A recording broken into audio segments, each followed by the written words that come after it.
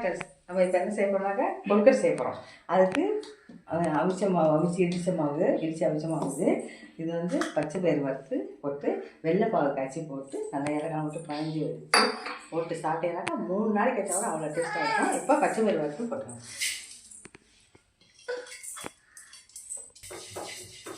இங்கே நல்லாயிருக்கும், டேஸ்ட்டாக இருக்கும். மாவில் கொடுத்தீங்க.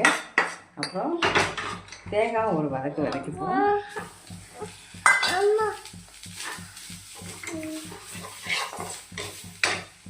இது வறுத்து இது போட்டுச்சிங்க, நல்லாயிருக்கும். சாப்பிடவும் டேஸ்ட்டாக இருக்கும். மிச்சம் இருந்தால் கூட வச்சு மறுநாள் சாப்பிடவும் காய்ச்சிக்கலாம். உங்களுக்கு எவ்வளோ தேவையானதோ வெள்ளம் போட்டுங்க. பயம் கிடையாது.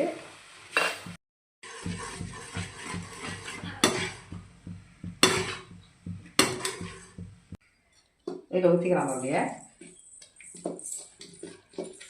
வேணுங்கிறத ஊற்றிங்க. மிச்சம் இந்த மாதிரி லேசாக மண் இருந்தால் பார்த்துங்க. இதில் மண் இல்லை, அதெல்லாம் நாங்கள் தைரியமாக ஊற்றுவோம். அதுப்பா ஏலக்காய் பொடி கொஞ்சம் போட்டுங்க. நுணுக்கி வச்சுருந்தா ஆட்டத்தி அதை போட்டுங்க, வாசமாக இருக்கும். கொஞ்சம் இனிப்பு எடுக்கிறதுக்காக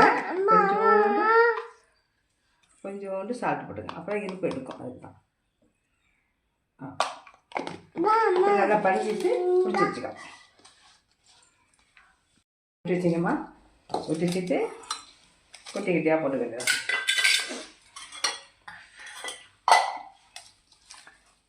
சூப்பராக மாவு பண்ணுறாங்க. மாவு பார்த்தீங்கன்னா எப்படி இருக்குதுங்கன்னா நல்லா இடித்த மாவு நல்லா கொழுக்கட்டை செஞ்சால் நல்லாயிருக்கும்.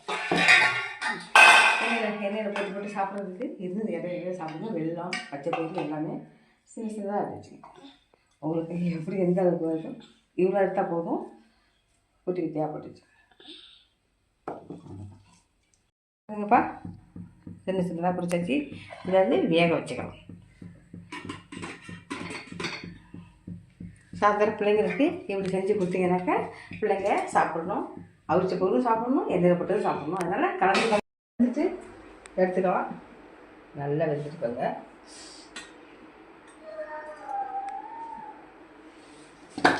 கட்டிக்கலாம். கொழுக்கட்டை ரெடிப்பா.